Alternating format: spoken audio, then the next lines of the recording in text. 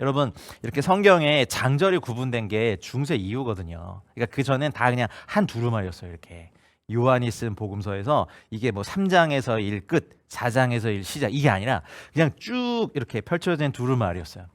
그러니 어떻게 보면 같은 흐름으로 쭉 가는 거예요. 니고데모와의 대화와 거듭남에 대한 비밀, 물과 성령으로 거듭나지 아니면 하나님 나라를 볼 수 없다. 또 전혀 뭐 갈망도 없고 뭐 메시아를 기다린 적도 없고 뭐 다른 우물을 파고 다른 것에 소망을 두고 있던 이방인, 저희들로 대표되는 이방 여인, 수가성 여인을 등장시키면서 은혜로 구원하시는 하나님의 그 두 구원의 축을 사실 3장과 4장에서 보여주시는 거예요. 요한은 의도적으로 이걸 썼어요. 그래서 이거를 이렇게 대조하시면서 봐야 돼요. 전혀 예수님을 영접할 준비가 되지 않았음에도 그분을 메시아로 영접하게 되는 건 저 이방인들의 구원에 해당해요. 저 이방인들은 구원해달라고 메시아를 기다린 적도 없어요. 이걸 이제 보여주는 거죠. 구원이란 결국 엄밀히 말해서 우리가 예수님을 영접한 것이 아니라 예수님이 우리를 먼저 영접한 것을 4장에서 보여준 거죠. 그러니까 이제 4장과 5장에는 아까도 말씀드렸듯이 여러 가지 여러 부류의 사람을 만나신 이야기가 나와요. 4장에는 유대인들, 3장에는 유대인 니고데모였는데 4장에는 유대인들이 멸시하던 사마리아에 사는 한 여인. 햇살이 뜨거울 때 물길러 나왔고 굳이 그때 물길러 나왔다가 예수님 만난 이야기. 이미 남편이 5이나 있었고 지금 함께 사는 사람도 남편이 아닌 이 기구한 여인과 예수님 과연 무슨 이야기를 나누셨을까? 오늘 그 4장이 그 얘기입니다.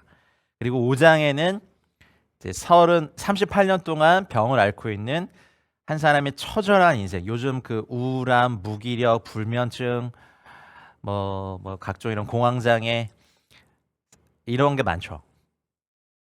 그걸 이렇게 그대로 보여주고 있어요. 이렇게 38. 어쩌면 물이 동하는 게 어떤 건지 잘 모르겠습니다만 그 베데스다 목가에서 물이 동하고 바로 먼저 들어갔을 때 병의 치료를 받는데 38년 동안 수많은 실패를 거듭하면서 이제는 들어갈 의욕조차 보이지 않는 베데스다 목가의 병자에 찾아가신 주님의 행적은 바로 이방인들, 우상에 빠져 있고 귀신의 말을 듣고 간음하고 혼음하고 우상을 섬기고 돈을 숭상하고 살인하고 거짓말하고 복술, 점술, 뭐 사기치는 거, 폭력, 난폭, 잔혹 이 모든 걸 다 해서 그냥 엎드려져 있는 사람들을 찾아가신 예수님의 이야기예요. 복음은 철저히 그분의 이야기예요. 복음을 저에 전했어요? 오늘 예수님 영접할 사람 나오십시오 해가지고 그래 뭐 그런 좋은 주님을 내가 믿어드리지 해가지고 나오는 게 아니라고 제가 말씀드렸어요. 구원은 그것까지도 사실은 하나님의 철저한 섭리이자 은혜인 것입니다. 제 힘으로 자기 삶을 살지도 못하는 38년이면요 한 사람의 인생 거의 전반이에요.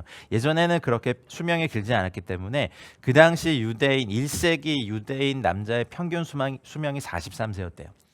그러면 한 사람 일생이에요. 38년 동안 그냥 병자였다면 한 사람 일생이 다 망가져 있는. 그러니까 나면서부터 죄인이었던 저희들이 모든 사람이 죄를 범하였으면 형편없이 망가져 있고 형편없이 찌그러져 있고 형편없이 정말 이렇게 부서져 있는, 성경에 말하는 잃어버린 자가 되어 있는, 쓸데없어져 버린 이들을 찾아오신 주님에 대한 이야기예요. 복음은 부유한 자나 뭐 빈부가 낮으잖아 귀천에 뭐 이게 차이가 있더라도 모든 사람에게 필요합니다. 예수님이 그거 보여주시는 거예요.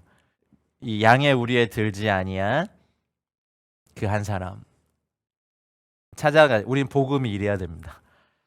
그래서 예수님이 이들을 만남, 그러니까 요한복음 4장 5장은 이런 만남에 주목하고 있는 거예요.